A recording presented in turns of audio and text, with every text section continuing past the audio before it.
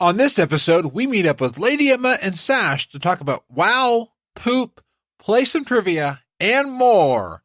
Let's start the gnome train.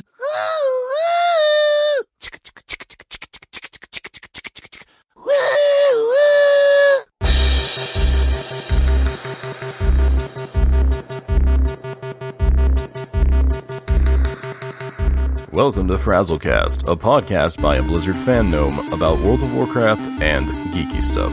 I promise you, they do talk about the World of Warcraft. They just go off the rails sometimes. Hello, Internet. It is Frazley the Awesome Gnome. Each week, I am joined by awesome people from Azeroth and beyond. This is episode sesenta y nueve. I'm working on this episode on the weekend of the Dance Studio Showcase, so I am sure tired. Let's use my customized ultrasafe transporter to head on over to meet up with my friends for this episode.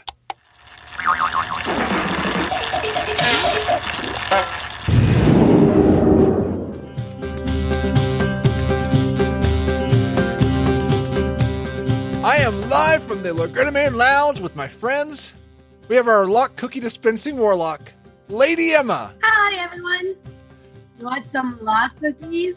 Yes, I always want lock cookies because they're delicious. And you know what? Wowhead kept on saying that they're going to give us cookies, and they never do. Oh, so they were lying to us. Yep. I'm so confused. Well, and that other voice is our glowy-eyed, long-haired blood elf, Sascz, of Raiding with Lisia. Woohoo! Or something. Yeah. Yeah. That's it. Free Silvermoon, or retake Silvermoon, or rebuild Silvermoon, or something. Oh, please rebuild Silvermoon. Dear God. It's been in ruin, and it's a nice city. Okay, first of all, we're missing like half of it. But second of all, we can't fly. Yeah. You know, we have no barber shop. Hello! We're elves. And you got glowy eyes recently, so, I mean, you need a barbershop to get the glowy eyes. You don't need a barber shop. You guys are perfect as it is. Oh. Well, yes, but every once in a while you can improve on perfection. And I think with that, Epicinsanity, what time is it? It's time to go around the table. Great idea. What have we been up to recently?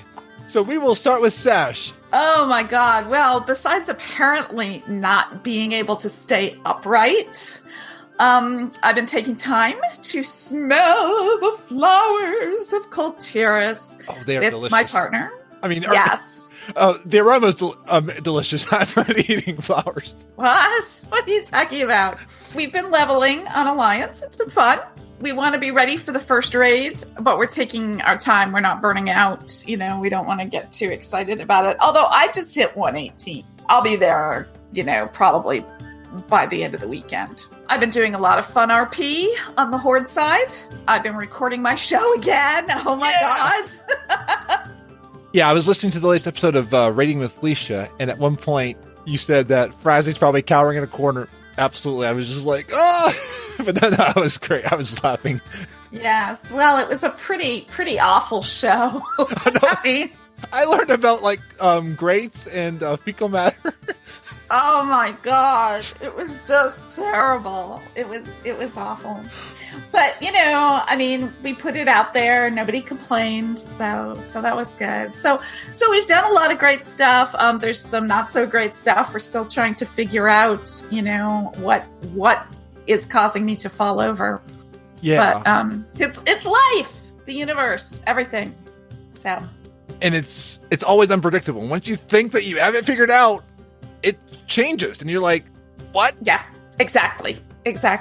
One never knows, does one?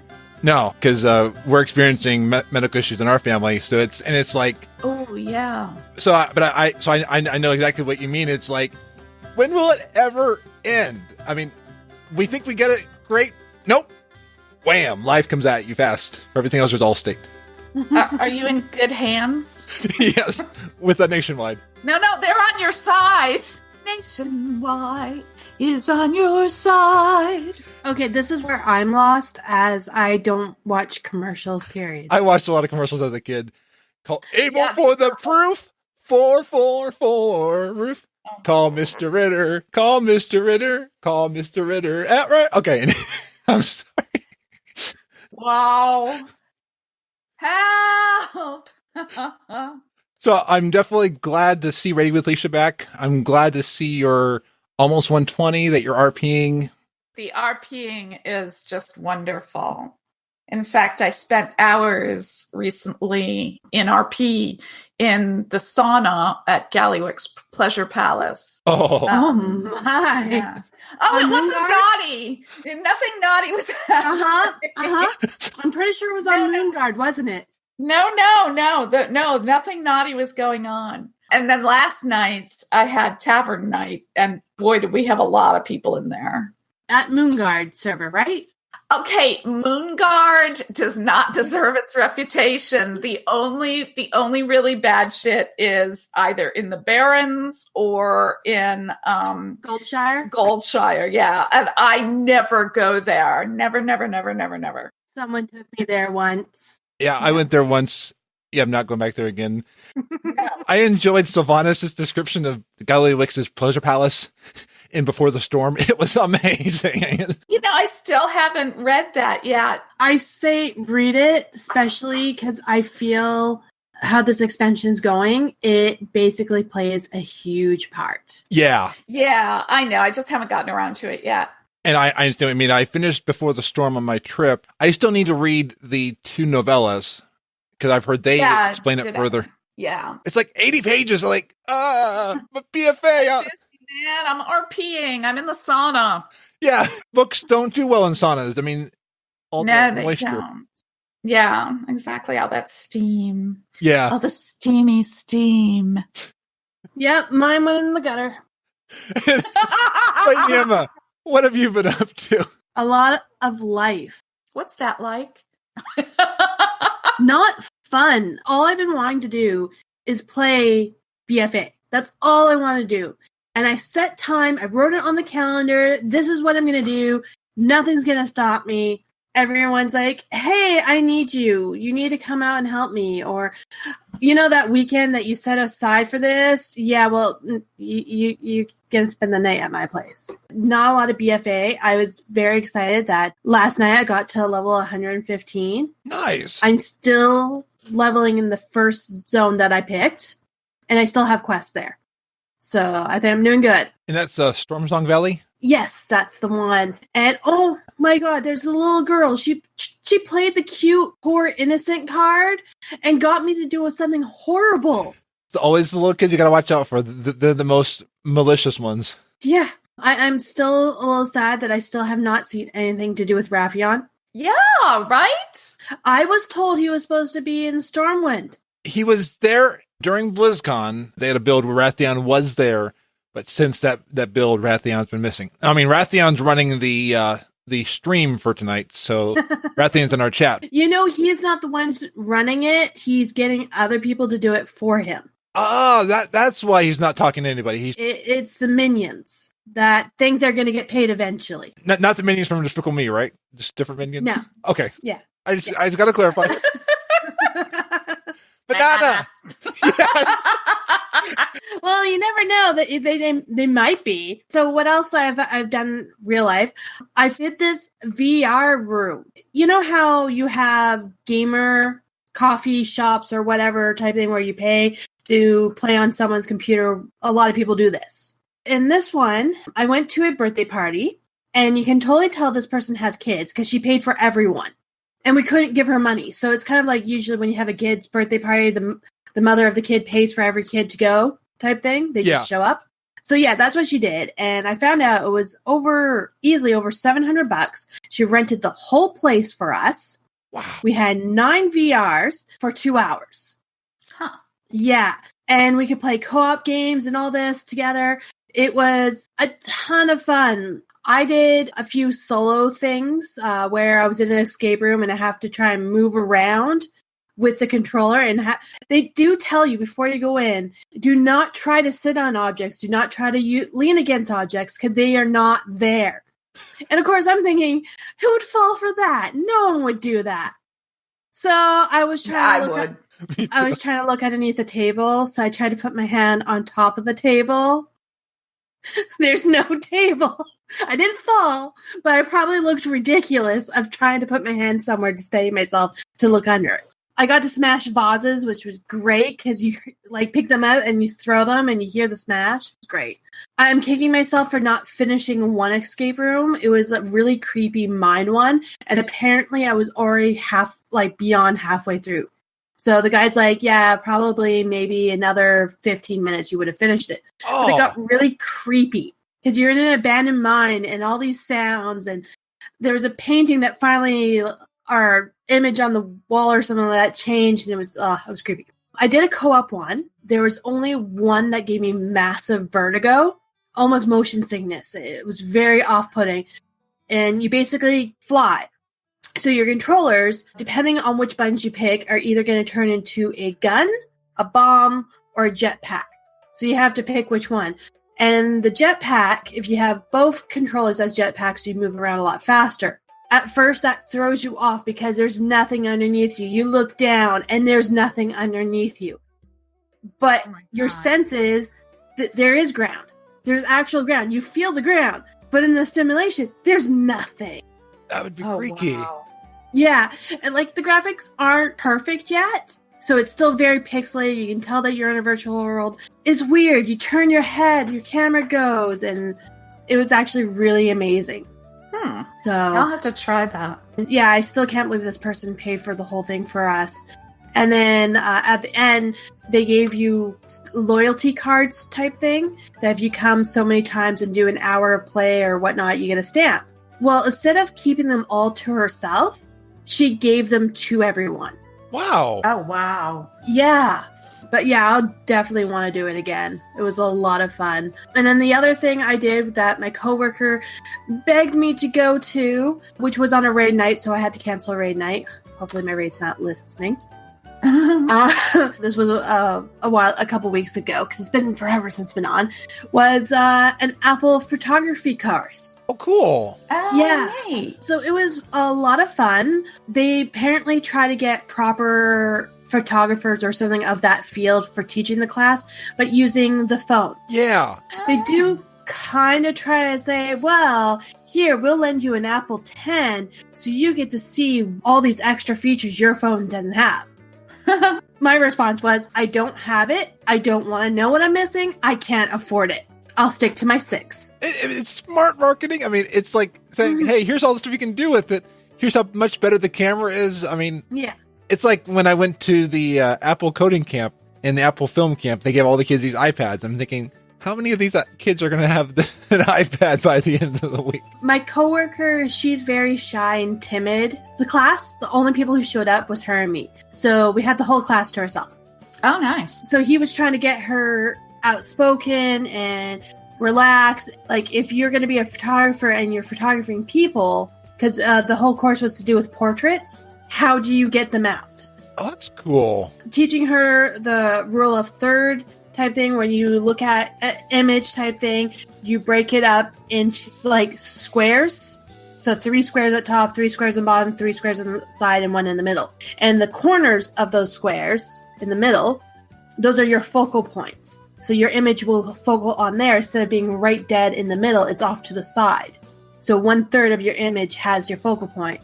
But then also use the background to get your eyes to focus. So look around what lines, imagery that will focus your eye to the focus point. Yeah. We use the section for reflection to see how well we can get a photo with reflection and action, and also try and get whoever you're taking a photo of to react to things. But because she's so quiet and timid, she didn't want to take control of the photo. She's more focused on trying to make sure the image looks good. So her subject matter just is standing there. No smile, no nothing. Because it's like, okay, what direction do you want me? Yeah.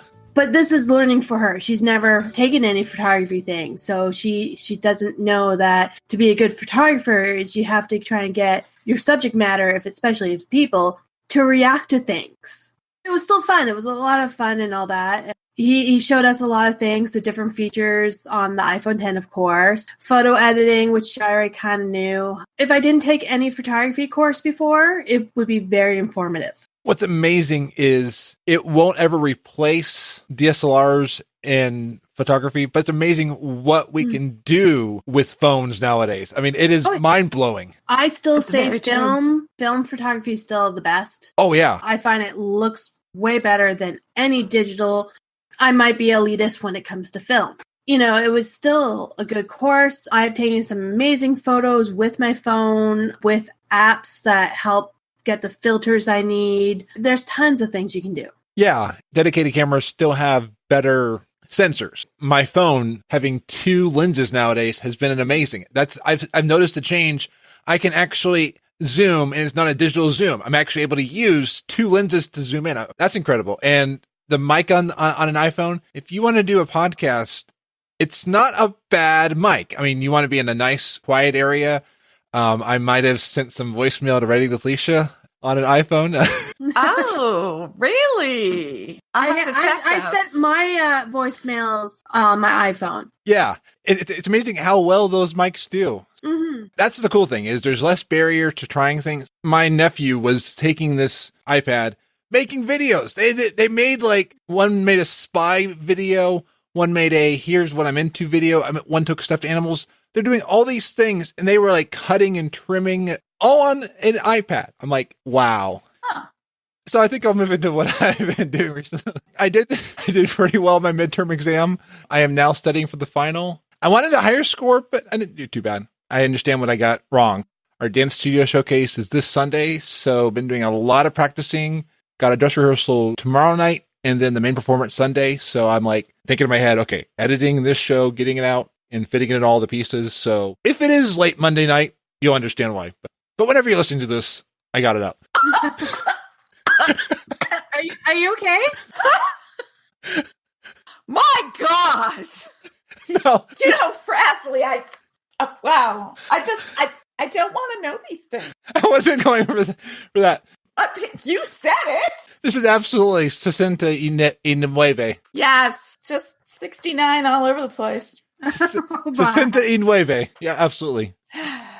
Well, my brother-in-law can only use one arm fully due to a stroke. He's been trying to figure out how can he play Switch with his son. Well, they found this really cool device that you attach both Joy-Cons to it, and you can use them both with one hand. It's actually really cool. It's kind of like a little tricorner, or almost like a Scrabble board, where you put the letters on, like the little Scrabble rack. And it's cool. It attaches to both, and you could use both controllers. So I think that's cool. Whoever made that was really inventive. I've got a picture in the show notes to what it looks like. Tom of the Blue Recluse said there is a quest that is dedicated to me. Really? Oh, is there? Yeah. So over in Tiergarge Sound, there's a quest called The Beauty of Marketing. There's a gnome named Wolfred Fizzbracket. Doesn't that sound like a dev trying to say Frazley Sparkspan? Oh, yeah. It's a blue-haired gnome. And the gnome is asking you to take pictures of the resort, and they're selfies, giving you a selfie camera. Oh, yeah, I did that quest, and no, he's nothing like you. Oh, okay. I have not done that quest, so we'll see. But when you run that quest, there is also something very interesting around there. There's a quest called Inspection Gadget, and it has you go to this area and kind of inspect a vault. Well, digging further online shows some data mine stuff. Gnome stuff may be coming in 8.1 or 8.2. And it's possibly mecha gnomes. It's only gnomes can use it, or just gnome themed? Well, it's gnome themed, but they're saying this could be where the mecha gnomes come from. So I'm just bouncing off the wall, excited for what's going to happen, because when you end the quest, the person's like, hey, I'm going to head back to the Iron Forge, and I will contact you soon about what. I'm like, cliffhanger. I mean, that's not just a quest over. They're going to contact you, and they're going to be like, hey, it's time for mecha gnomes. So I'm excited. I'm just looking at all this stuff, and there's a whole thread that you can just read through on this. I'll have that in the show notes as well. But it's about gnomes. It's about gnomes, absolutely, and mecha gnomes. We're getting gnome content. I'm like, this is just so exciting. And they said a lot of gnomes have come from Culturists. So this is coming up a little short for me. Sylvanas' next thing that she's going to destroy of the Alliance is Gnomergon. No, Sylvanas, You can't have Nobragon. We'll give you leopard No. gnomes. Listen, when she deals with Nobragon, it kills all the leopard gnomes, so it's empty. And because it's metal, it still has structurally found. It's not a tree. Okay. And then it can be a proper home. And then the gnomes get A to gnome clean. home. Yeah. And they get to polish and clean it all up. I like that. And finally defeat Mekatork. Or no, not Mekatork. No, he's already Thermoplug. gone because, well, Mekatork's the High Tinkerer. Thermoplug's the one we want to kill. Yeah, thermoplug, yeah. But, I mean, I don't know. Like I said, this is coming up a little short for me. literally. Yeah. Well, and all the jokes tonight have been going over my head. Well. Oh, and that's nothing new. You might be glad of that, actually. I think I am. There was an episode I think you were on once, and you were making a joke about something, and someone later on was like, "Oh, Hey, at least we stopped talking about Moonguard. yes." Moonguard really isn't that bad. I haven't come up against anything weird. I really haven't. But I don't play mostly Alliance. I play a little bit of Alliance, but not very much Alliance. No, Alliance I know, is no. very, very raunchy. I just haven't seen it, I guess. I don't go to Goldshire, so... Yeah, be glad. Yeah, no, I know that there's stuff in Goldshire, but I don't go there. I've seen it in Stormwind as well. I think the most I've seen would be roleplay with the Tauren and the Blood Elf on the Horde side. Really? Mhm. None of the people I know do that stuff. Oh, I've seen it. Oh. Yeah, I would run. Well, I mean, I know they've been trying to ship Bane and Anduin for a little while. I've seen it. It's just like the Draco and Harry Potter fanfiction that CNN linked to one time. And I'm starting to read this. I'm like, what am I reading? Okay, that's stuff. I think this is just bull. There's no... Ugh. But I think Bane and Anduin, that's just a lot of bull. No, I see. They are Tauren. Anduin Or he is and Tauren. Raffion. That's the one I see, is Anduin and Raffion. Oh, I'm okay with that, actually. I can see that. I ship that. Well, I'm going to ship us over to Drustvar, where Frazley just became 117. I am less than a bar to 118. Oh, cool. My next quest is to do Wakecrest Manor, and I'm loving the storyline. It's a creepy zone, but it's really cool. Oh, I love it. We're in Drustvar right now, and I'm loving it. We're almost done. Oh, I tamed a bee. I'm a hunter. Nice! I want one for a mount so bad. I know, I want the bee mount, but I did tame one of the bees to be a hunter pet. That's So awesome. that was great. Yeah, I just did that tonight. Are you busting with excitement now? I called him Buzzbee. Oh, nice. I'll probably call mine Buzz Lightyear. God, that's good. Yeah, you can only tame the drones, but there's a lot of them. And my legendary pants no longer works. So. Are they brown? Oh.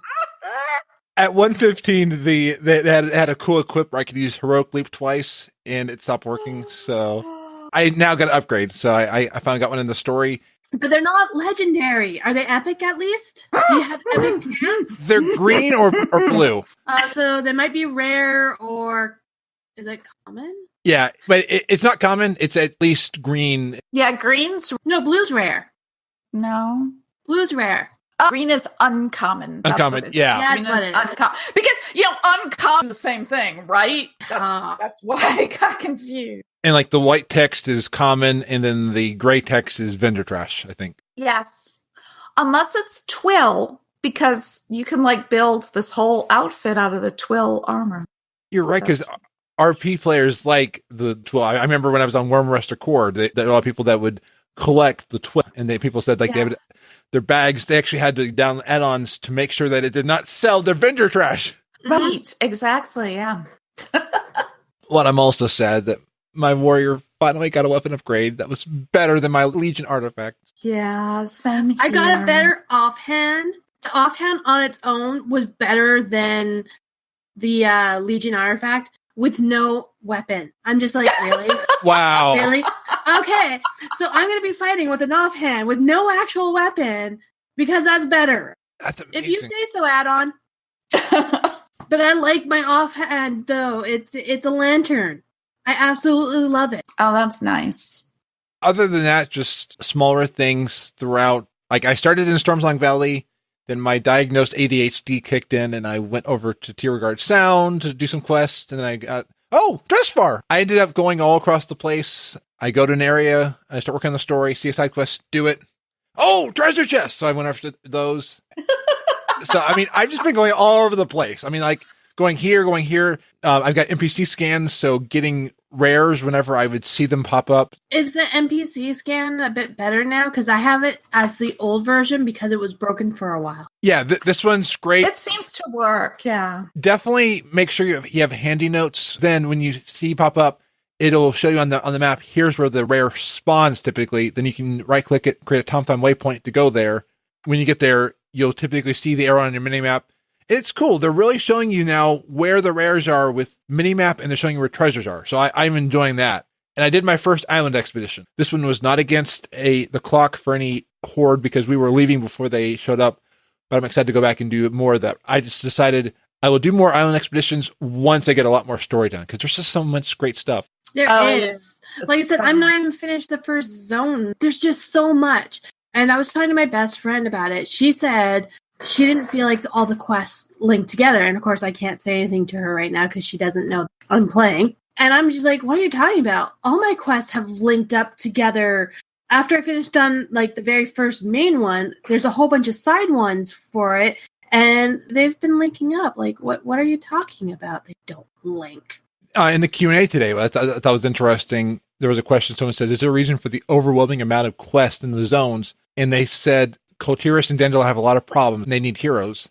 And then they said one of the criticisms of Legion was that the zones felt too on rails. I'd agree. You felt like you were there. There was not exploration. Right. You were just there for story. And so they said what they want to do with this one. It's actually kind of cool. They wanted to make it where you go on a story, but that you do the story and then the side quests, and they build on top of each other. See, I like the fact that the side quests work with the main quest. Yeah. Right. If you did the side quest in Legion, there was no connection to the reason why you're there, other than, hey, we need help. Can you help us? I think you mentioned on Raiding with Lisia, the story devs were told, here's what you got to absolutely get right for the main quest. But then for the story, have fun with it. And I loved hearing all the sailor stuff. I'm like, that's amazing. I mean, just that, like, the sailor has to go here to here to here. They've been given freedom to create a lore in the area as long as the main story beats are kept on track. Aura's in heaven right now because basically, he's so used to the whole sea thing from living in Maine, but also Drustvar itself is very, very like a lot of the people he grew up around. There are people who actually do still worship the Wicker Man. They're into that whole thing in the area where he grew up, and he's like, yeah, it's just like this. So we were wondering why druids were so Wicker-like for the Coltiers. It makes sense. It's part of their lore. It's part of their mystique. And that's what's cool is we're trying out some different things. Like when we went to Pandaria, we got to try a ton of things, a lot of Eastern mythology. So we got to really bring those in and understand a lot of that in Pandaria. And now Coltiris is another branch. That's fascinating. It's fun to see things that are in our world, but being played out in a game. And you're learning about these. It actually opens you up to a lot more story. Yeah, exactly. So I think that the perfect way to kind of move into our main topic is just that BFA's launched and that it is just so much fun. I mean, I think we've all been enjoying it. I've absolutely been enjoying it. What I've been able to do, yes. In some ways, I felt it kind of boring at times, but that's because I'm finding it a pain. Like, there's not many flight points. So the first night of me actually playing, and I'm in Stormsong Valley, and I get to the first town and everything, and I'm in the first area where I'm supposed to actually, kill some stuff and loot and whatnot. And the game crashed because this was the very first night. I couldn't get in, nothing. So I'm like, okay, well, then I'm done and I'll try and come on later. Well, life happens and I got busy and I couldn't get on. So I'm like, okay, I'm going to come on for like 2 seconds to put my tune in so I can get at least rested experience. So I go back to the town that I was just left to do this quest where I logged off. And I go there and I'm like, okay, where's an inn? So I start like trying to look around and find an inn. No inn, because the best way to tell if there's an inn or you're going to get rested, there's a mailbox on the outside. That's the key thing. So I'm looking for a mailbox. Can't find any. Don't know what's going on. They're not easy to see. Yeah. Yeah. Then I just kind of walked over a little bit on the town in this one thing. And then all of a sudden, a huge cinematic and horde are dropping from the sky and burning things. I'm just trying to find an inn and what's going on? I know the cinematic, and I know I had the same response. It just caught me off guard. All I wanted was an inn. But nope. So I felt really bad, and I, tailed out of there, and I'm like, hey, gotta remember that there's something going on here. I'll have to come back to this. Took the flight point and found an inn somewhere and logged off. 2 days later, I saw someone post the exact same experience on Twitter, and I'm like, I totally know what you're talking about. I was doing the same thing. I just wanted an inn. We're just abandoning these people to the horde. They probably thought we were cowards. I'm like, no, it's bedtime. Yeah. I just wanted to sleep. You need to fight the horde. I'm just going to go to bed now. It's. Yes. I'll wake up in the morning. It's like in war movies. Have you always seen like you have like the enemy in the people in the fortress, and people are going to bed, and there's like the enemy just outside. I'm always like, just attack. They're there. They're all sleeping. Just attack. But it's like, nope. We're gonna wait till the next morning. What was I watching? I was watching a movie, and they had the exact same thing where like the armies agreed to attack the next morning. I was like, but they're defenseless. Attack them. Attack them. It's called honor. Honor and respect. And screw that. I couldn't believe that. And I'm glad I'm not alone on this. I haven't heard anyone else dealing with the same thing. All they were looking for is an inn, and then horde drops from the sky. But it was still a fun thing. Like, I wish I wasn't so tired and actually got the time to look at that cinematic of them falling down and paying attention what's going on. Now I know better not to wander out of a safety zone. It was like last night, I got to one area, and like the NPCs I'm with are like, hey, are you ready? We're going to go attack this area and clear this area out. I'm like, I'm going to hearth back to town. Right? Yeah, I've done that a couple of times. It's like, we'll get to that one. Yeah, I'll be back. Or like, hey, this person over here needs you. Oh, I'm going to go over this way. But we need you right over here. Oh, I did that with the main quest line that's gets you to go to the bridge. And I'm like, but I have these quests over here. Should I go do these quests? Will they link up? I don't know. What do I do? And then I end up finishing I actually took the flight path back and forth 3 or 4 times. Saying, no, I should just finish the quest line that I'm working on and then go to one of these. Oh, but one of these might be really important to storyline, so I should go over here. No, I'll go back. Yeah, I probably wasted quite a few gold on the flight path back and forth trying to decide what I'm doing. That's the fun thing, is it really does feel non-linear. I mean, there's a lot of exploration. Like, I used to use leveling guides, but now I'll just go wherever I want. I'll just level wherever I want, because it's fun. It's fun just to explore. I mean, that's why I'm still now finally getting into the story quest. When I completed Drustfire, I was like, oh, it's done. Okay, awesome. Yeah, we're very close to done with it. I think I'm almost finished Stormsat Valley. I don't know what's in there because I haven't been there yet. Apparently I'm freeing villagers by the ocean. And then I've seen the turtle people that are very angry at the Venture Co. So I picked up quests there because I was collecting a treasure chest that I knew was out there. And then I saw a guy who was like, hey, talk to me. I have a quest for you. But I'm like, oh, but that's not where I'm questing yet. Hey, I've got candy. I'll pick them up now, and I'm going to go there after apparently freeing some villagers. Frazley still has some quests, but way over like in, I think, Eastern Kingdom, there's a quest giver still waiting for me to come back with this item. I'm like, hey, I'll be back whenever I can. I know. Probably really, really, really needed that. Like he was starving and it was food or something like that. I wonder if there's an outhouse quest where someone needs a key to an outhouse, and you go pick up this key. And you just then walk off. I need this outhouse. Oh, I'm sorry. I'm over in Kotiris, but I need this outhouse. I think there is a quest where a guy is stuck in an outhouse and you have to help him out. Over in Thousand Needles. Yeah, he needs toilet paper. He wants the silk that the Twilight cultists have. Yes. Okay. It's pretty nasty. But I thought we blew up someone in that outhouse. Yeah, he comes out fine. I think his pants catch on fire or something. Yeah. All I know is I remember blowing up a few outhouses.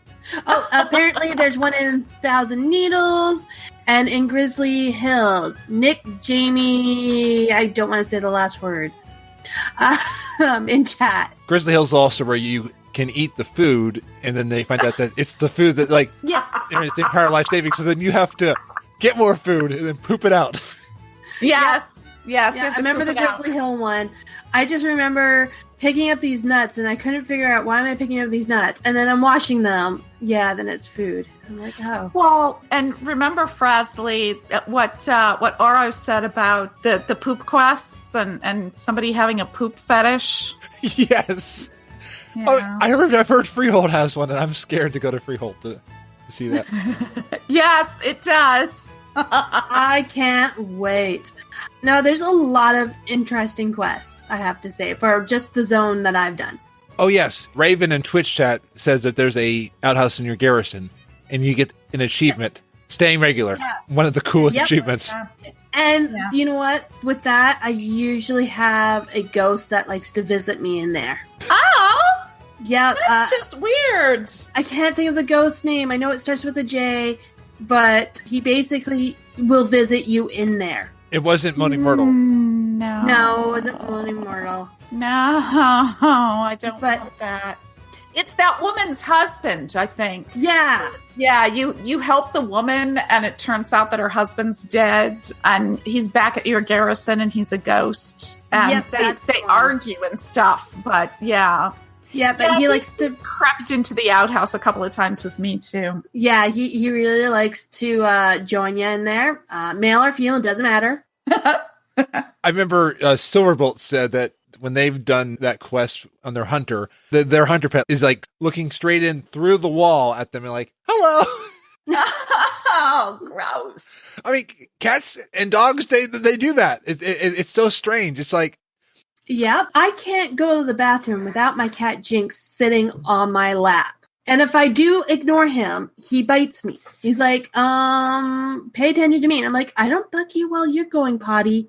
Leave me be. No. God, pay attention to me. Now try having toddlers.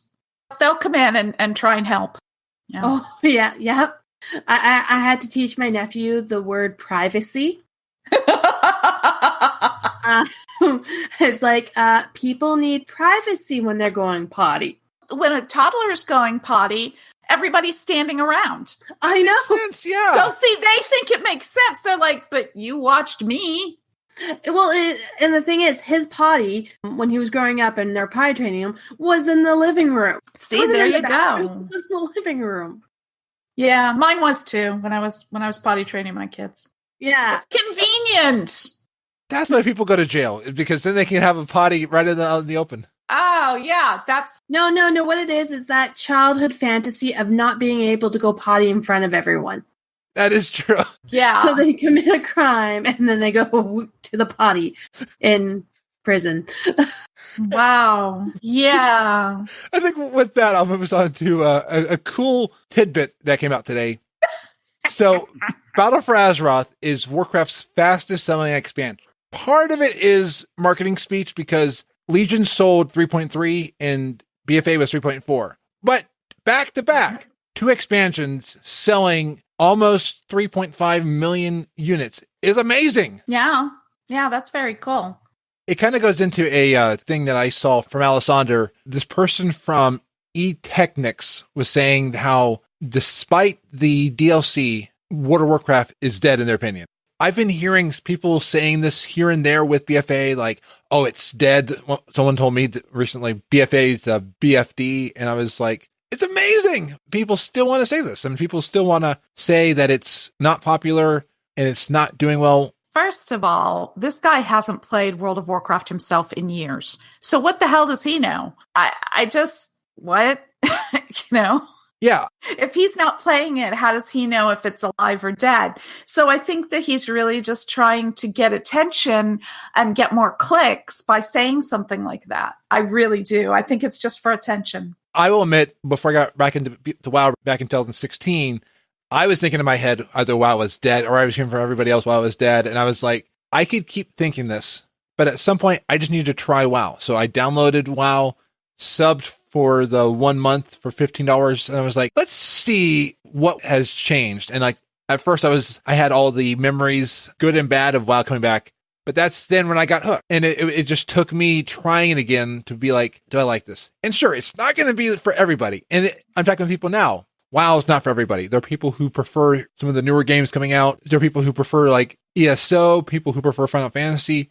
I played Final Fantasy for a while. It just did not catch me in the same way. But I would not say WoW is dead. And I'm the Blizzard fan gnome, so I know I'm probably very biased because I love WoW. I'm seeing people loving it. They're back up to 10 million subs right now. If they can achieve that every expansion, the game's not dead. And selling that many units on what, at one point in the hype for BFA, people were wondering if BFA was rushed. And what I've seen, I wouldn't say BFA is rushed. There's bugs, and there's always bugs. Like right now we have a lot of scaling, and that's actually what a lot of the Q&A today went over, was scaling and issues with that and questions about that. But that's trying to figure out, how do we get all these systems to work going forward? And how do we kind of bring WoW up? And I'd say BFA, what really stands out with me is Legion was systems. Legion was a ton of systems. Mm-hmm. BFA is really story. Let's create a story. Let's really capture the story that a lot of games and a lot of MMOs have captured recently, of you wander around. I mean, ESO, I would wander around. I would find something saying, hey, help me here. And I would go and help them, and it would turn into this whole quest area. And I'm seeing that in BFA, which is exciting me. Yeah, I think this guy is just full of it. All right, so my opinion of this expansion is I do, at this point in time, have felt it a little slow. But I also haven't had time to actually spend a lot of time leveling. I know my best friend right now, she's basically on call and can't leave her house from 8 o'clock in the morning till 3 o'clock at night. So that's all she's been doing is playing. She's max leveled, not really in an active guild. She's now bored. But that's because she doesn't have people to play with. She wants to play with me. She's been bugging me each and every day. Like, hey, when are you going to come online? Let me play with you. And I just I want to go through the questing by myself first. Can you wait? And she's going stir crazy. And I'm trying to find ideas for her to do, find people that she can play with while she waits for me. So it really depends on your community. If you are a solo player, if you're not a solo player, if you like dungeons, if you don't like dungeons. Because right now, after doing everything, doing all the quests and you're waiting for the raid that comes out in a couple weeks, is basically dungeons, alts, farming, playing with the auction house, and world quests. A lot of people find that boring. I would say it's probably what you make of it, too, because one thing is there would be a few months where I wouldn't log in a lot into WoW. And then I started podcasting about WoW. I filled my time with content. Like right now, I'm not playing WoW. I'm here podcasting. This weekend, I won't be doing a lot of WoW playing because I'll be getting the show out. WoW's not consuming all my time, and maybe that's actually to my benefit. And maybe the ones who are having issues, what if they start blogging? This game encourages so much creativity in people, and they encourage a creative fan base. And the things I see in this fan base are amazing. And I bet if I talk to every creator out there, a lot of their time is spent building stuff and doing things for the game. And then that makes their game time more focused. I wouldn't say when I was playing the game by myself, which I had to do for a while because the person who introduced me to it just stopped playing with me after a while. And then between that time and the time when I got Aro into it, I think I wasn't enjoying it quite as much as I had been, with a partner. But at the same time, I wasn't not enjoying it. I was still playing it. And one of the main reasons I got my husband into it was not because I was horribly bored, but because that way he would get off my back about how long I was spending online. And it worked. now, if anything, he's the bigger fan. My But boyfriend is actually bored with World of Warcraft and didn't buy this expansion. oh my God, leave him. Okay, Frazley, I'm moving in. Oh, ooh. Well, there is a guest bedroom here. It might not be a guest bedroom anymore. It might be a permanent resident. Well, as long as you don't mind, Again. there's podcast equipment around here, so as long as you don't mind. That's fine, as long as you don't mind two furry friends. Oh, no, well, as Actually, long you as... won't have a choice. I'll be just coming in. Oh, no. My cats. I think my cats are aggressive. Jinx loves every cat, and more aggressive they are to him, more he wants to be their friend. Okay, and because I do have one cat that whenever the other cat comes around and I try to pet the other cat, the one cat's like, no, you will pet me. You will not pet the other cat. And then if I pet the other cat and then I don't pet him, the other cat will walk over to the one cat and sniff, and it's sniff in a way that you can tell that they're sending a signal like, you are the biggest jerk ever for getting attention and not letting me. I mean, it is amazing. I'm like, I didn't know cats could be so verbal without saying anything. Oh, yeah. No, their body language speaks so much. And the other cats understand. I'm like, wow. Yeah, my other girl, Neko, she's 18, so she's a little grumpy. She's always been a solo cat, like doesn't get she's fine with other cats. She just leaves them be. But if they don't leave her be, that's the problem. She might get along well with my one older cat. They kind of like being themselves for a little while. Jinx is the buddy. I met my neighbors in the past because of him. He would run into their house to meet their cat. I think Jinx will get along with Chocolate. Okay. Hey. Everybody gets along with Chocolate. Hello. Yes. Everyone loves Chocolate. Nestles. Nestle makes the very best chocolate. Okay. Wow, Frazley. Use coupon code Frazley at Nestle.com and they'll wonder, hey, who are you? Now you need to make a tweet to Nestle. It's like, so how many retweets can I get? A lifetime or a yearly thing of Nestle? Or even just a coupon code. Everybody who uses the coupon code, I don't need to get money back, but they can at least get money off chocolate. People who then like me for getting... No, you just get your yearly supply, and then you get to do random draws to see who gets Nestle that month. Okay, and then I can add to read, like, if you tasted the delicious chocolate, just the texture, it's delicious. Sounds dirty. It really does. I think with that, I will move us into Texture. It's ribbed. Oh. And here I was just going to say it was nice and silky smooth all the way down. Okay. I think with that, I will move us into our next segment. And we have plenty of time on this next one. So I think we can do a card a person. So this is the Trivia Lightning Round. It'll be one card per guest. So I will ask Lady Emma this card, and then Lady Emma will ask Sascz and I, and Twitch and Discord chat can steal the answer. Yep, and we do keep score, so it's out of 6. If we need it, tiebreaker is another card until someone wins. And Twitch and Discord can't steal the tiebreaker question, unless they're part of the tiebreaker. Let's have Sascz go first. Which is not an aquatic zone of Vashir? Abyssal Depth, Reef Dark Trench, Kelpthar Forest, or Shimmering Expanse? It's the second one. That is correct. Yeah. 1 point for you. What is the maximum number of glyphs a level 90 character can have? Now, this is before all the changes with glyphs. Right. 6. That is correct. The Earthen were the protagonist of which character race? Dwarves. That is correct. I've never heard of that phrase, so that's why it caught me off guard. Okay, this one's easy. The Earth Fury is a raid tier set for which class? Oh, hell. Earth Fury. Shaman. There we go. Shaman. I was like, Earth Shaman. No, Shaman. Yeah. Dragran Thursel something was the emperor of which clan of the dwarf? Oh, Dark Iron. That is correct. Nice. And I love how I can, mess up the name and you still figure it out. All right.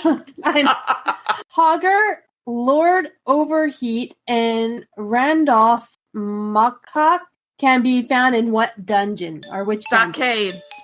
Yeah, you got them all correct. Woo! I'm the queen. You're probably going to win. Yes, probably going to win. Frazley, you want to go next? Oh, sure. All right. Where did Thrall ultimately defeat Deathwing with the help of the other dragon aspects? The Maelstrom. That is correct. Which is not a rep level? Hostile, disliked, honored, or revered? Disliked. That is correct.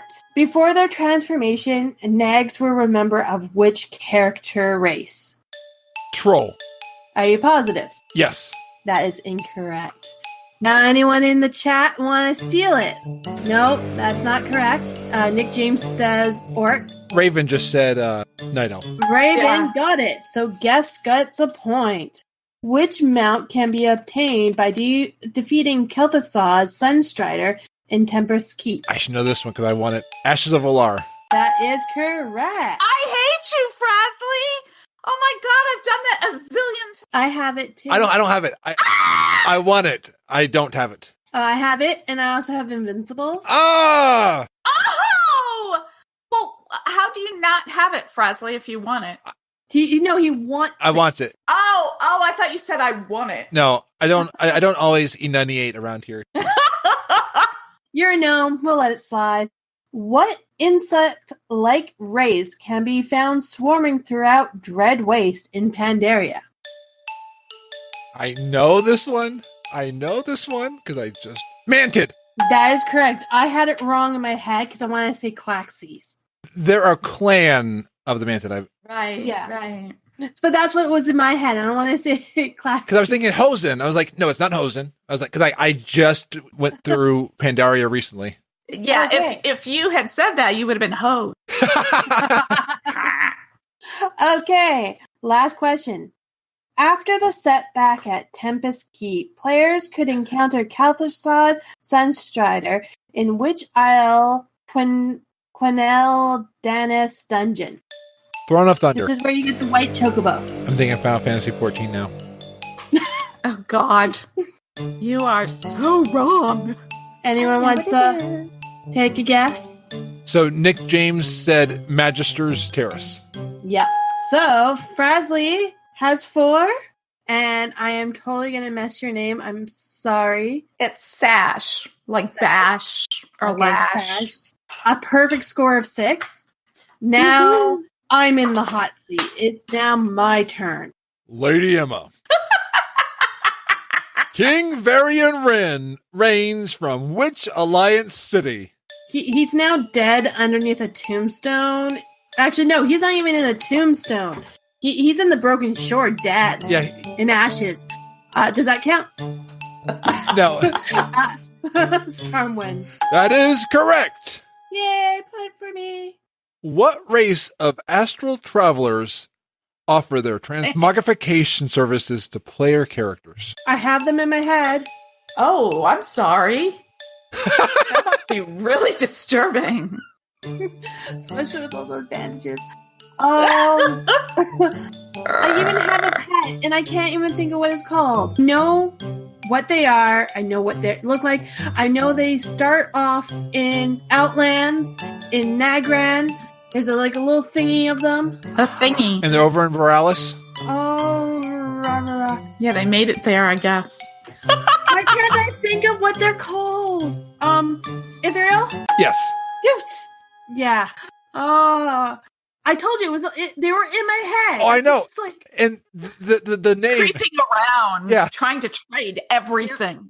So this next question you should also hopefully know.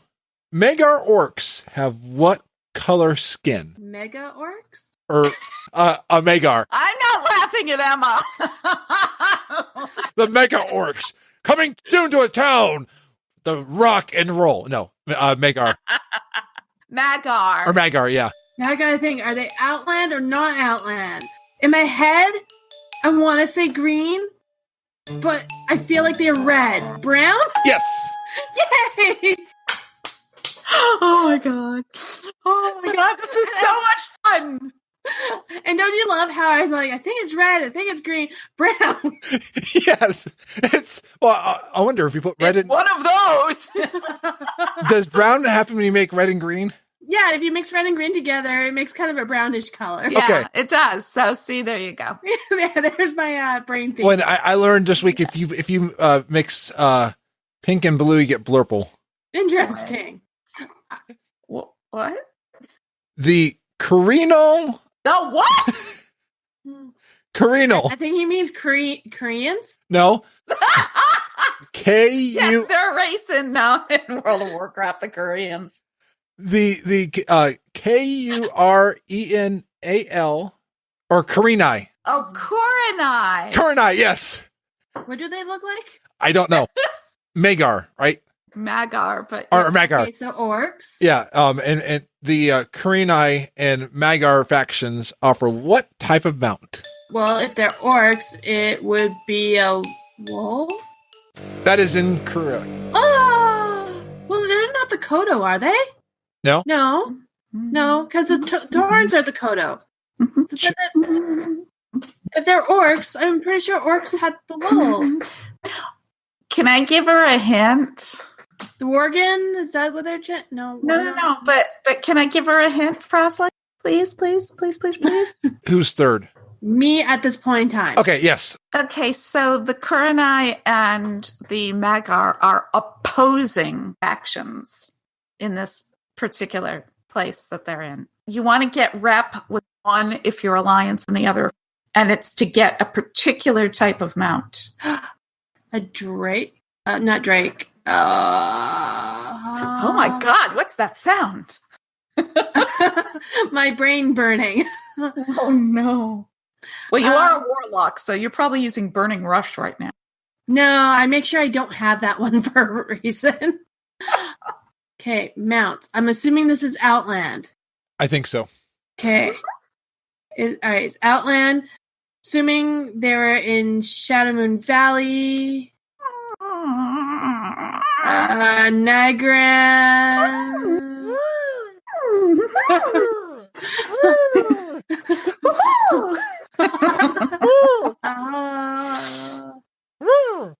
Think Greatest Showman. Think long nose.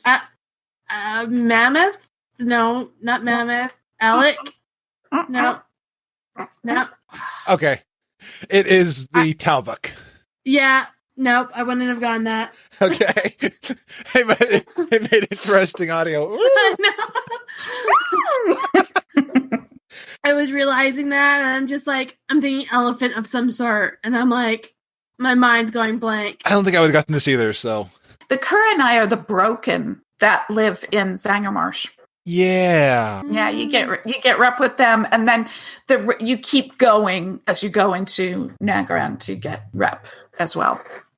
So trivia teaches lore. So see, by listening, you get smarter about lore. And I will probably forget this, so if you give this to me next week, I'll probably be like, what? Okay. The thing is that WoW has changed so much, though, since this game came out, that a lot of the answers are now incorrect. Which is cool, because it is like, right, what was it? It really is. Next question is, Lady Vash has how many arms? 6? Correct.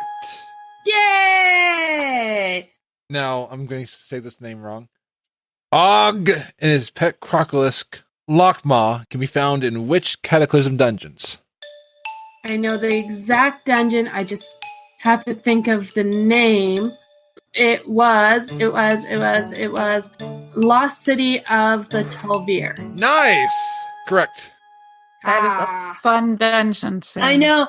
I just remember trying to do the achievement, and you had to jump on top of the crocodile, the statue crocodile. It's broken now. You can't do it that way. But in the past, when it first came out, you jumped up there. The crocodiles and the little crocodiles can't hurt you, and you can, do the achievement. It was great. So who won trivia tonight? We'll go with third, which is Frazley. Nice! Woo! Woo, Frazley! Third's the winner, right? And second goes to Lady Emma. Woo! And Sascz?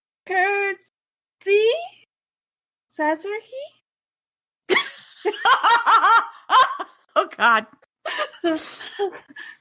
Yeah. I like that, actually. I like that. It's cool.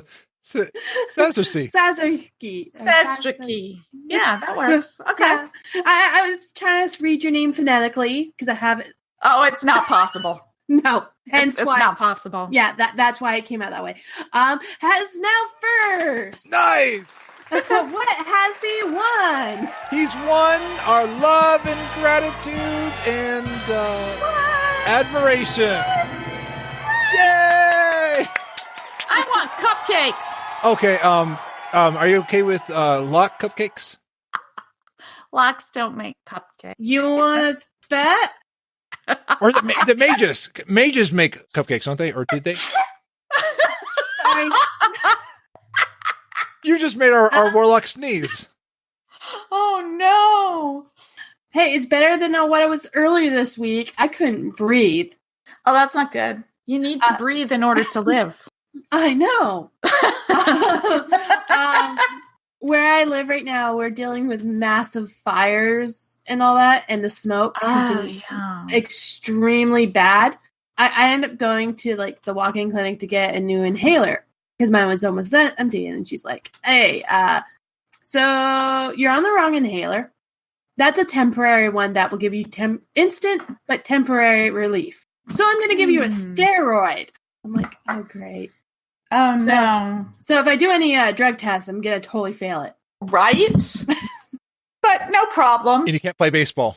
Nope. So I'm on 2 different inhalers. One which is a stimulant, makes you all jittery and all over the place. And then the other one that, Anywho, you say warlocks don't make cupcakes. I make the best, delicious cupcakes. You can just ask Medras from All Things Azeroth. He's had my cupcakes. Uh-oh. You mean those cupcakes you showed me? Not those ones, but I should make those ones. And if people want to know what cupcakes we're talking about, please go to episode 7. Yes. Oh, God. Actually, I don't think we actually mentioned what they were. No, we never did, but we talked about them quite a bit. But I think with that, thank you both for joining us tonight on FrazlCast. And where can we find you on the interwebs? We will start with Sascz. Well, you can find me at Lisia Raids on Twitter, and that's where you can find me. Or ratingwithlisia.com. The podcast where you can hear about fecal matter and trains. Yes, exactly. We all want fecal matters. Yes. The poop train! Woohoo!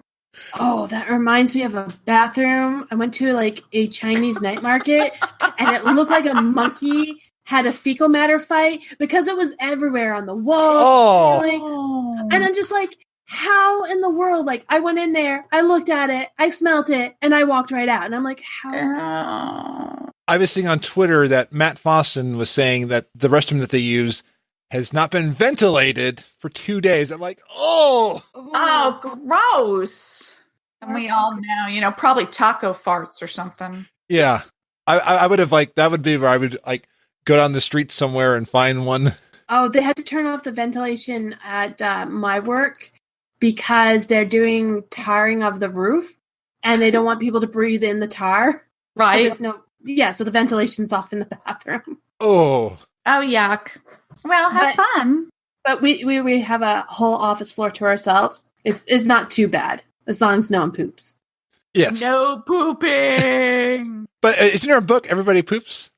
Yep. That's true. Everybody poop. Everybody poops. With that, Lady Emma, where can we find you? You can find me in a poop-free environment at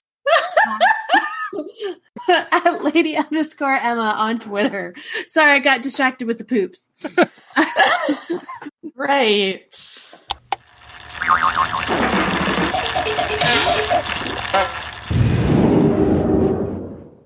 I'm back in my home of Ironforge until we one day reclaim Gnomergon. Yeah! Which means it's time for a quick rundown of news. So yesterday, the Warbringers Ashara cinematic was finally revealed at Gamescom. I finally got a chance to watch the cinematic. Oh wow. That was amazing. I don't want to say any more, just Wow, Blizzard, you are hitting it out of the park with all of these things. I love it. And also at Gamescom, we got confirmation that Sylvanas will not be Garrosh 2.0. It was an interview with PC Games N, and it was with senior game producer Michael Bybee. They've had the story planned out for a long time, and they said that Sylvanas will not get the Garrosh treatment. And both factions have a lot more in store. So head on over and check out that interview. There was a Eurogamer interview with Blizzard on Sylvanas and the World Tree. This also is with Michael Bybee. It talks about some of the different things about the World Tree, Teldrassil, Sylvanas. So definitely worth checking out. And Legion assaults are back. This past week, they finally opened it up. All of your alts that are going through Legion can go back and get some amazing experience. This is a great way to get your XP. And there are add-ons like Legion Invasion Timer, and Wowhead has a list of what's coming up and how long till the next invasion. Also this past week, the WoW Secret Finding Discord found a couple of different secrets. So using some things that they were finding out with the Hive Mind, they found the secret pet of Baal. It is a battle pet and they have discovered it. And then right after finding that, they found that it is also the key to unlocking Waste of Time. There is a list of how to get through all of the things to get both the Baal and the Waste of Time. I'm going to have to do this later on because I love the Waste of Time transmog. That is one of the best punts. Some unfortunate news we got from Jeremy Fiesel is that the Hivemind mount was a placeholder in beta and it is not in game. But Jeremy said that there are a lot more secrets remaining in Battle for Azeroth. So the hunt is on. Some players this week also noticed that if you unequipped your gear and put it in your bank, it made you more powerful in the open world. So Blizzard has posted an explanation on the Battle for Azeroth mob skilling. There's a lot of information in there and it will explain a lot of things. Math is not one of my strong points, I have to admit, so I cannot fully describe all the stuff that they said, but I've got a link in the show notes to this and it will go over what is going on with the mob skilling. I know I'm an engineer, but I don't do math. There were also a lot of hotfixes this week. A couple of the notable ones I saw were the Wanted quests that took you into the enemy faction's continent. They now reward either 7th Legion or Honorbound, and if you have already completed them, they have been reset so you can go back and work on getting that reputation, because that is one of the keys to unlocking Dark Iron Dwarves and Zandalar Trolls. And speaking of that, Dark Iron Dwarves are now unlockable. There is a glitch with the scenario, but Blizzard has fixed it. So the opening scenario to unlock them can now happen. So I'm looking forward to finishing the story and getting that rep done so I can go and unlock a Dark Iron Dwarf because they have an amazing city. Shadowforge City. That looks amazing. I've always loved Blackrock Depths. Now, some areas in BFA were not working as rest areas. They work, and some areas have been removed. Oh, and one flight path no longer goes through a tree during the quest Offensively Defensive. In Blizzard, I love the quest names and the achievement names. I love them. Mwah.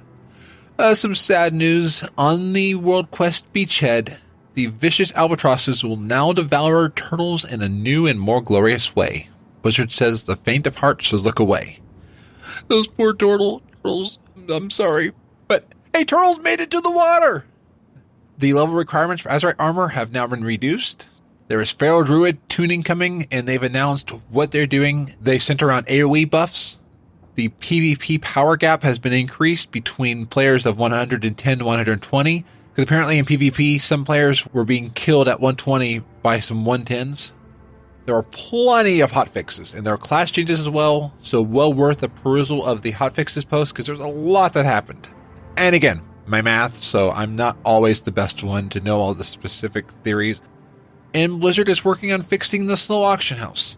I've noticed as well there's a lot of issues with the auction house, just in how slow it is. As we discussed earlier in the show, there's a Q&A. They talked about mob scaling, story, Azerite power scaling, class questions. Two notable things are Azerite armor will be tradable starting with the weekly reset that will happen this Tuesday. And with that same reset, artifact knowledge will begin increasing.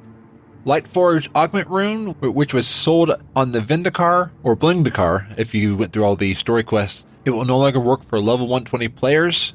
It was a permanent rune, and now there is a one-time consumed rune called the Battle-Scarred Augment Rune. And while you're playing, on walks, driving, when you're not listening to podcasts, you can now listen to the Battle of Azeroth soundtrack, because it is now available for purchase on iTunes, and it can also be streamed now on Apple Music and Spotify. I didn't see it on Pandora Plus or Premium when I checked. I don't have Google Play Music or YouTube Music. I did not see it on Amazon MP3. I don't have Amazon Music Unlimited. But if you love Spotify just like I do, there's also a Spotify promotion where you can choose your WoW faction for a playlist specific to that one, and look through this. Some of the names are amazing. You can also add your favorite battle song and sign up for a chance to win 1 year of premium. And by the way, there are some podcasts available on Spotify, like this one. So it is part of the Spotify Declare Your Allegiance Warcraft promotion. And Carbot Animations, who does an amazing job with their cartoons, has released the Battle for Azeroth opening cinematic parody. And this was great, so definitely worth checking out. The Game Theorists showed the science of World of Warcraft. And again, in this one, they used math, which is difficult again for me. But they talked about the effects of Sargeras' sword on Azeroth. And pretty much from what I can see, we'd all be doomed if real-life science worked in Azeroth. So thankfully, it's a game. And US Gamer has a feature on how World of Warcraft was made. So it goes through a lot of history. Very worth looking through it all. And then if you want to keep reading, Forbes has an interview on BFA Warcraft storytelling and the Azara cinematic. Two things I saw was that they want other media to enhance the content in-game, so not be isolated from each other. And they said that they are working to make the cinematics better in the future. They're finding out what they can do so far, finding the areas that they want to make the cinematics look better, so they're working on figuring those out, like camera angles and stuff. But cinematics team, you're doing an amazing job, so keep up the awesome work. I'm loving it so far. And streamer Tauntaun interviewed senior game producer Michael Bybee. So Michael Bybee was doing a lot of interviews. And I thought this was pretty cool. So there are 2 videos about Anduin and Sylvanas, and where they are in other works. Did you know that Anduin was young Hercules? And Anduin was in the Even Stevens movie, he was Spyro in Skylanders, was in Psychonauts, and a lot more. And Sylvanas was a Care Bear, Cheer Bear. And Sylvanas can sing. They have many parody songs. These videos were by Curse, and they were very cool. Definitely watch both of them. And huge props to the diversity of roles. It's amazing. Watching it, I could kind of hear in some of them the same person, but sometimes it was like, that's Josh Keaton or that's Patty Madsen? Wow! So awesome job. And do you love free stuff? Well, Hearthstone has new free single-player content. The Hearthstone Puzzle Labs. I probably won't play this because, again, I play mainly WoW, and I am not good at Hearthstone. Again, some of that's that math stuff, that strategy. And there is also a free audiobook, Stepping into the Wizarding World. The description is, listen in on a lively conversation between lifelong Harry Potter fan Katie O'Connor and newbie Courtney Reimer as Katie lays the groundwork for the fantastic listening journey that lies ahead. Topics include the series' characters, the Hogwarts houses, the rules of magic, and the enduring relevance of J.K. Rowling's stories. And speaking of books, the New York Public Library is on Instagram, and they're posting novels to Instagram stories. So apparently they're like posting each page and you read through them. A very cool way to do Instagram, so definitely worth checking that out. Now, I don't know if this next one will be on Instagram for quite a while. There is a Diablo comic coming on November 7th with the Diablo for Switch. The Diablo comic, I think BlizzCon is going to be very Diablo focused this year. There's also a new Overwatch animated short, Shooting Star, and there's also a new map coming to Overwatch. I saw this from Toasty on the All Things Azeroth Discord. Critical Role is introducing a player's handbook tutorial series. The description is, learn the basics of our favorite game, from skill checks to 12-sided dice, starting Wednesday next week on the YouTube channel. Now, you're probably like me and not liking ads. Well, a couple changes are happening to both the Twitch and Netflix. So we'll start with the Twitch. There are a couple changes to Twitch Prime. So first of all, Twitch Prime will no longer have ad-free on different things. Channels you're subscribed to will be ad-free, and you will still get the one free sub per month. But Amazon's moving into either Twitch Turbo or the subscriptions. I didn't even realize Twitch Turbo was still around. And apparently they are also ditching their 20% game pre-order discount for Prime, which I didn't quite realize was there. and they're now moving it into a $10 credit on select titles. So I'm not quite thrilled with this change. I can understand maybe it'll lead to more creators on Twitch getting subs, but I talked with somebody who's actually just going to use Twitch Turbo because they did the math and they said they could pay for each creator or just do $9 a month for Twitch Turbo. So we'll see what happens. Oh, and we all love Netflix. Well, at least I do. I mean, it's fun seeing all this stuff. Well, Netflix is now testing ads in between shows. So when you're binge watching, they will start showing you stuff. Right now, it sounds like it'll just be for other Netflix shows. But I was also talking with somebody, and what if then Netflix then says, oh, by the way, look at this product. Not fun that it adds more to our watching. And you can now run Windows 95 on macOS, Windows, and Linux. So apparently someone has released a way to emulate Windows 95. It doesn't do a lot of networking, so like you can't open Internet Explorer, but really who should? Which is kind of interesting. You can run Windows 95 now on any operating system. And lastly, the final Sharknado movie has premiered this weekend. I will not have seen it before this episode is released. I don't know when I'll get a chance, but I gotta admit, I love how bad these movies are. They're meant to be bad, and it's just amazing. Like, again, a tornado of sharks, definitely worth checking out. I mean, just know it's a bad movie, but it's ridiculous, but it's great. Well, one thing about gaming is that you can work up an appetite while playing. And my friends Michael Haidt and Mike Levine of Food and Fury Podcast have just the treat for you. Just forgive them for being members of the Horde. Take it away! It's time to gather your sword and board. Let's enter the kitchen with Food and Fury. 3, 2, 1.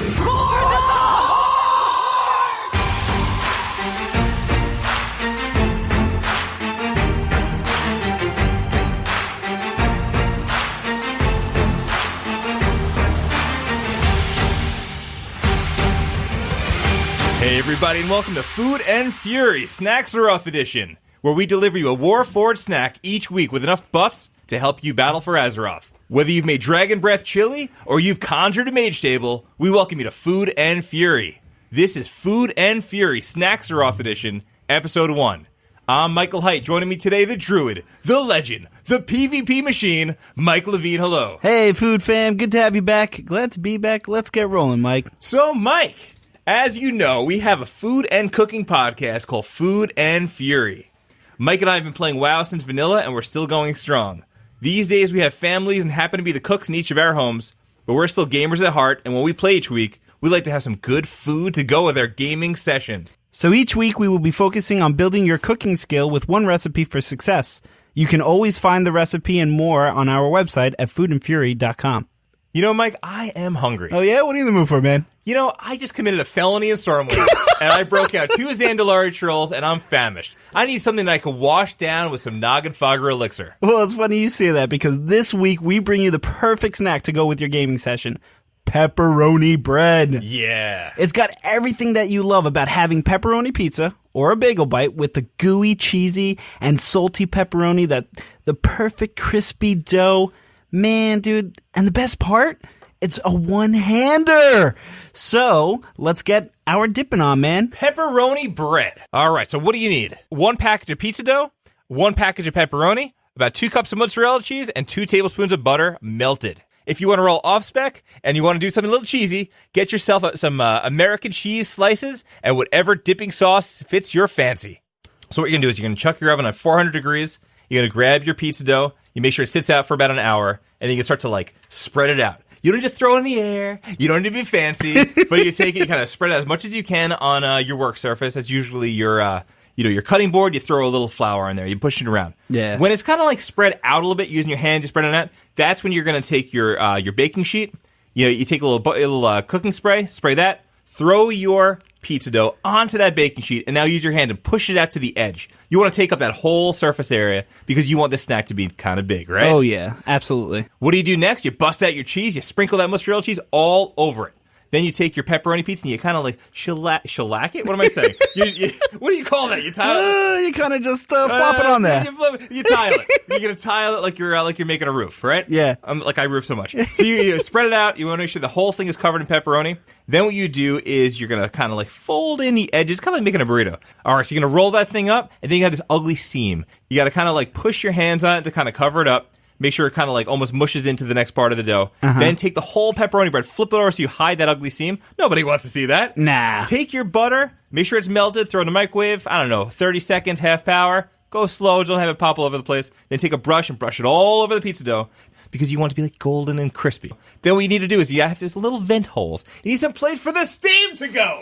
The steam. So you take a knife and you do like a couple diagonal cuts, maybe like 8 in all. And then that'll allow it so that the pizza dough doesn't like get steamy and wet. Like it just kind of gets like all that good flavor out. It keeps the dough kind of crispy. You take that bad boy, you chuck it in the oven for 20 minutes at 400 degrees. While that's doing its thing, you have some choice. It's choice time, Mike. It's choice time. Yes. So so you could either have like some maybe marinara sauce. You take that, you heat it up a little bit. Love me some go marinara. Crazy. I like to do this. Take some ranch dressing or blue cheese. Dip it in that. Oh, that's fantastic. Now you're talking dirty. You know, if you're going to play dirty with war, you got to play dirty with your snack. Yes. Okay, then it's going to come out, and you're going to say, oh, I cannot wait to dive into this. You must show some restraint.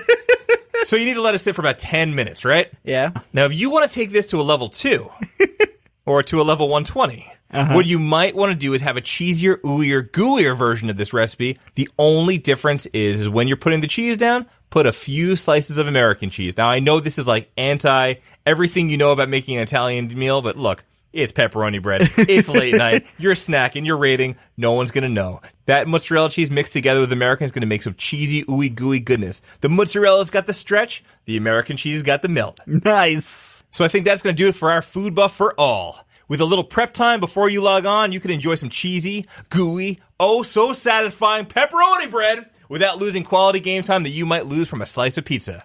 You can find our show, social media, and its recipes on our website at foodandfury.com. Big thanks to Frazley for having us on. That's going to do it for us, for me, for Mike. We'll see you next time. Bye-bye. Thank you, Michael and Mike. I'm craving some pepperoni bread now. Oh, that sounds delicious. But before we go to eat and play WoW, what time is it? Let's look at what has been happening in the community. Awesome! Let's do that. So like I said last week, the 2018 Arena World Championship fall season begins, and signups will be happening in September through October. So if you want to test your chops with PvP and possibly win some money, go on over and check it out. Testbook classes are now in season. The description is the return to campus this fall means reconnecting to student life and new opportunities in competitive gaming through Testbook programs. New and returning Testbook members have access to a world of exclusive merchandise and digital items, as well as the inside track to some of the most thrilling esports competitions in America. Our network of Testbook chapters are the backbone of collegiate esports, and this academic year we're upgrading our event support partners and offering new unlockable rewards for achieving chapter milestones.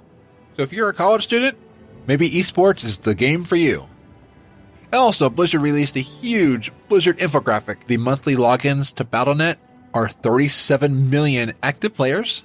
Murky's been killed 390 million times in Heroes of the Storm. Legion, Dungeon, and Raid bosses have slayed players 2.8 billion times. And players have slayed bosses 1.4 billion times. So we gotta step it up. So I keep dying. So I keep adding to that number. There are a lot of other cool stats in this. And the graphic ends with a quote that I love from Mike Morheim. There are no strangers at BlizzCon, only friends you haven't met yet. The BlizzCon All Access Kickoff live stream will happen September 12th, which means we will be getting the virtual ticket very shortly. They'll be having some exclusive virtual ticket programs like Build a Panel, Drawn to Adventure, The Vault, Elite Cosplay, and Pause for Laughter. Lots of really cool stuff about BlizzCon. A reminder that the cosplay exhibition registration is still open. The deadline is October 15th, and this is different from the costume contest, which is the top 25. In the exhibition, you get to walk the stage on Friday afternoon. So definitely show off your awesome talent and ability. There are only a few more days to enter the first Week Hours art contest. You can submit your work until August 31st. And Mile Ahead has the artist corner for Julie Colibri, who is part of Colibri Workshop and make some fantasy sculptures, and these things look really cool. Like one's a fox, one's a druid, one's a dragon. Definitely go over and check out their work. And Nihar pointed out that Double Agent hit 111 while I was checking today, and they just hit 112. So this is the Pandaren that is leveling from 0 to 120 only on the Wandering Isle because they have not chosen a faction. And Row of Realm Maintenance has a GoFundMe to help with their vision expenses because this came up last minute while they were budgeting for BlizzCon and just budgeting for life. They already met the goal, and anything past the goal will go to future expenses. But I wanted to show how awesome it was at how fast the goal was crushed. It shows our active and generous community. If Row has impacted your life and you have the means, I would encourage you to donate to the GoFundMe because Row does an amazing job for the community. I thank them for helping connect people with different podcasts and just encourage so many creators out there. And in about a week, John States will be launching the WoW Diary Kickstarter. On their Twitter, they have a lot of really cool quotes. This one stood out to me for this week because I loved Anarchy Online. Despite the limits of its appeal, Anarchy Online had proved that consensual player versus player could be loads of fun. We all considered Ultima Online's and EverQuest PvP systems broken and unforgiving, until AO proved otherwise. The very idea of PvP was frowned upon by most of the design staff. And John States was also interviewed on the Countdown to Classic podcast. I have a link in the show notes to the episode. Definitely worth a listen. And Running of the Gnomes 2018, the 9th year, returns on October 13th. It'll be on Scarlet Crusade US at 7 p.m. Eastern. Donations are now open to raise support for the Cleveland Clinic's toy vaccine, a vaccine that can prevent triple-negative breast cancer, which is often hereditary and the most deadly form of breast cancer. So I always look forward to the Troll and Gnome runs every year.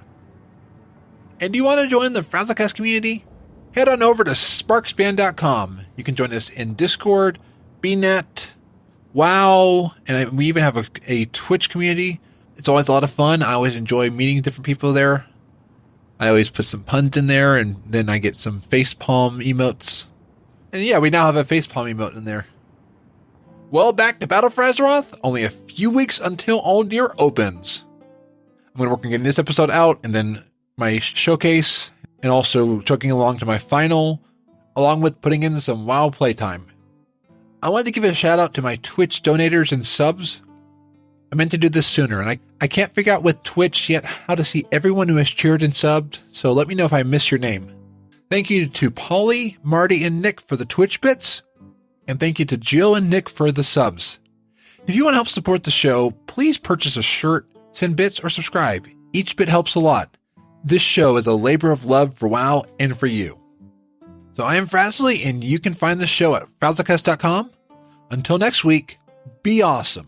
And by the way, if you usually skip out at this point, make sure to keep listening for overly dramatic news, Ask Buxley, the Fraz Report, and to hear from some of our friends.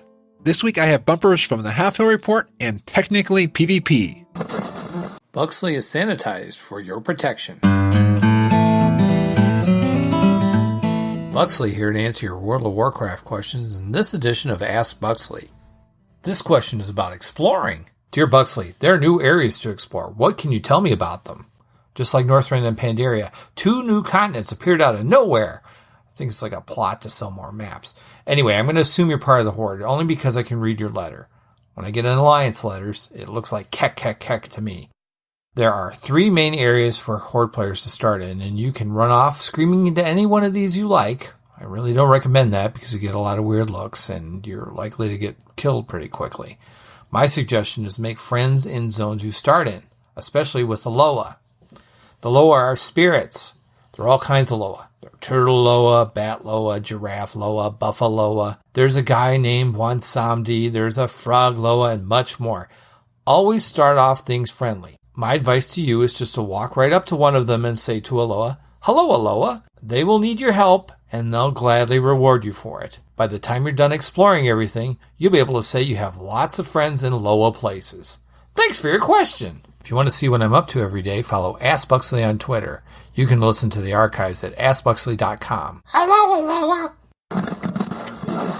Have you ever asked yourself what the world of Azeroth looks like from the perspective of a small village in Pandaria? Did you ever wonder what a weekly news show on a Pandaren college radio station would sound like? If not, well, that's probably a good thing, actually. But the creators of the Half Hill Report sure did. So each week, your host, Tosh Mifune, that's me, brings you a short and very lighthearted view of the current goings-on in Azeroth as viewed by the only journalism major at Half Hill Agricultural College. So join us each week on the Half Hill Report as we share our small-town view of a very large world.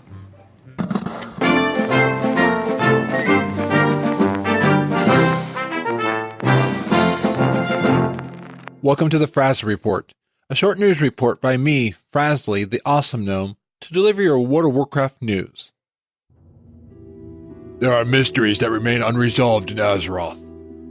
We've answered questions like, where is Mr. Smite? We've uncovered things like gnomes being some of the top players in Overwatch.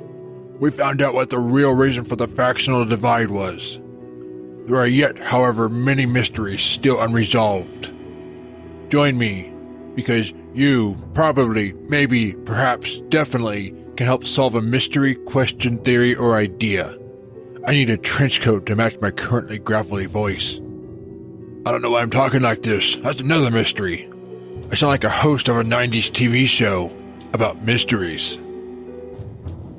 We have questions that come to us like, would Garrosh have been evil if he was able to get the proper posture orcs can now get thanks to the Banshee Care chiropractor benefits? Why did Hogger try to stop their capture a few weeks back before it was hotfixed? All of the treasure chests in BFA, where did they come from? They've been diverting countless adventurers from the story and side quests. I know I've gotten diverted quite a few times. But there are a few mysteries I will discuss today, as I have some new leads on a few of them. Recently, Flightmasters have been forming a union, and they've been wanting to make more money with the rising cost of living. They started to demand better pay from Blizzard. Sin's Toxic on the WoW subreddit came across Blizzard's answer to this. There is now a scroll of flight that will be popping up all across Azeroth.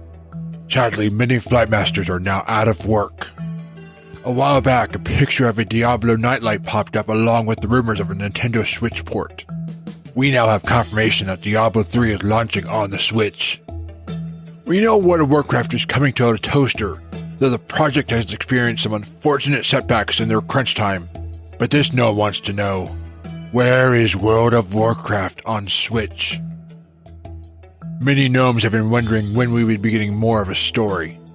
There is that secret boss at the end of Gnomeregan added in Legion, and Mechatork has been in a few in-game cutscenes recently. Well, I am happy to announce that there is something regarding gnomes brewing in Tieragard Sound. There is a quest, no, not the gnome selfie quest, but another that has just gnome very excited for future patches. Sunny days are here at last for gnome lore.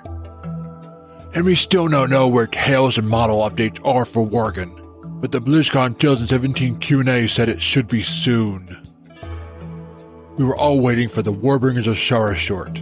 Well, good news is it is releasing, or it was released, depending on when you hear this broadcast, on Friday, August 24th at Gamescom.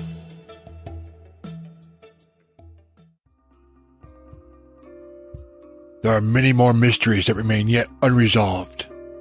We will continue to keep you updated on these and more as we go into the future. I can solve 2 more mysteries for you, though. When will I stop talking like this? And when will this report end? I can answer that right now, as this broadcast is now over. Thank you for tuning in today. This has been the Frazley Report. Until next time, be awesome. Are you getting ganked at max level? Are you finding yourself lost in BGs? Is your age greater than your PvP rating?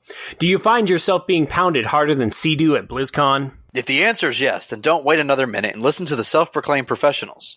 Download Technically PvP Podcast now. Our informative and lengthy podcasts are available 24/7 on your app of choice to help with all of your PvP needs. Sylvanas and Jaina square off in new battle over boat suppression. It's the Overly Dramatic News. I'm Hunts the Wind.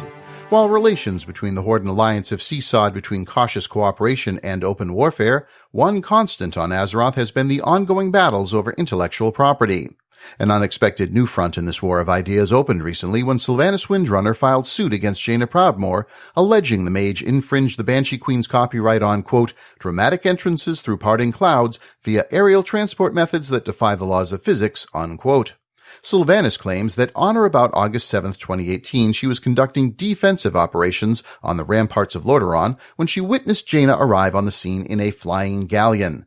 This entrance was so similar to how Sylvanas arrived at the Battle of the Broken Shore that the Queen screamed in frustration, causing the deaths of dozens of nearby Alliance and non-Forsaken Horde. The suit seeks monetary damages for Sylvanas' emotional distress, compensation for the loss of value of the dead soldiers, partially offset by their value as risen skeletons, and a cease and desist order on the further use of the aforementioned galleon. Miss Proudmoore's spokesmage said she was unavailable for comment due to a previously scheduled trip to visit family, but that this latest move by the Queen of the Forsaken was a very shippy thing to do. Broadcasting across all Azeroth, I'm Hunts the Wind. Check out the archives at overlydramaticnews.com or follow me on Twitter at Hunts the Wind. FrazlCast is a fan podcast that covers Blizzard games. We are not affiliated with Blizzard Entertainment. Views expressed by the host and guests are their own. Some of the art, music, and sound effects come from Blizzard games and are owned by Blizzard Entertainment, Inc. No copyright infringement is intended. Want more awesomeness every week? Visit weeklyawesome.com. Weekly podcasts to make your week better. Remember to smile and be awesome.